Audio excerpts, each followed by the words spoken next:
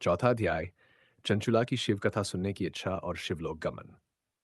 ऋषि बोले, हे सौभाग्यशाली स्त्री, तुम्हें भगवान शिव की कृपा से शिव पुराण की वैराग्यपूर्ण कथा सुनने का अवसर प्राप्त हुआ और तुम्हें समय रहते अपने पापों का बोध हो गया।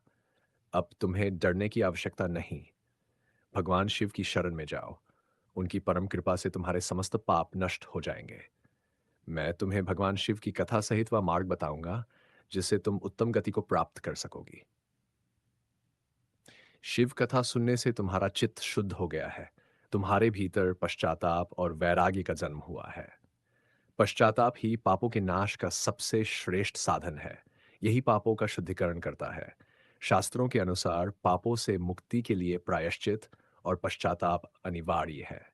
जो व्यक्ति अपने बुरे कर्मों पर पश्चाताप नहीं करता वह उत्तम गति प्राप्त नहीं कर सकता। लेकिन जो सच्चे हृदय से अपने कुकर्मों पर पछताता है वह अवश्य ही श्रेष्ठ गति का अधिकारी बनता है, इसमें कोई संदेह नहीं। शिव कथा सुनने से मन और चित्त की शुद्धि होती है। ऐसे शुद्ध चित्त में ही भगवान शिव और पार्वती का वास होता है। शुद्ध आत्मा वाला व्यक्ति सदैव शिवपद को प्राप्त करता है। यह कथा समस्त मनुष्यों के लिए कल्याणकारी है, अतः इसकी आराधना और सेवा करनी चाहिए। यह कथा भवसागर रूपी रोग का नाश करने वाली है। शिव कथा को सुनकर उसे मन में धारण करना चाहिए, तभी चित्त शुद्ध होता है। जब चित्त शुद्ध होता है तब ज्ञान और वैराग्य उत्पन्न होते हैं और भगवान शिव की भक्ति सुलभ हो जाती है। उनकी कृपा से दिव्य मोक्ष की प्राप्ति होती है। जो मनुष्य माया के प्रति आसक्त रहता है वह संसार के बंधनों से मुक्त नहीं हो पाता। हे ब्राह्मण पत्नी, अब तुम अपने मन को अन्य विषयों से हटाकर भगवान शंकर की इस पवित्र कथा को ध्यान से सुनो। इससे तुम्हारे चित्त की शुद्धि होगी और तुम मोक्ष को प्राप्त करोगी। जो मनुष्य निर्मल हृदय से भगवान शिव का चिंतन करता है उसे एक ही जन्म में मुक्ति मिल जाती है।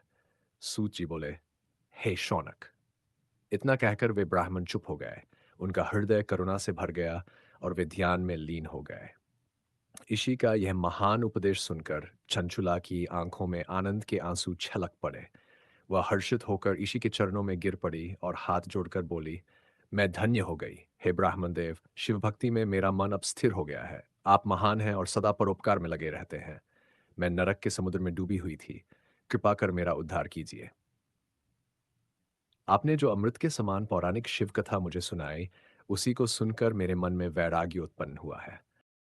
अगर आपको हमारा वीडियो पसंद आया हो तो इसे लाइक ज़रूर करें, अपने दोस्तों और परिवार के साथ शेयर करें और ऐसे ही शिव भक्ति से भरे अद्भुत अनुभवों के लिए हमारे चैनल को सब्सक्राइब करना न भूलें।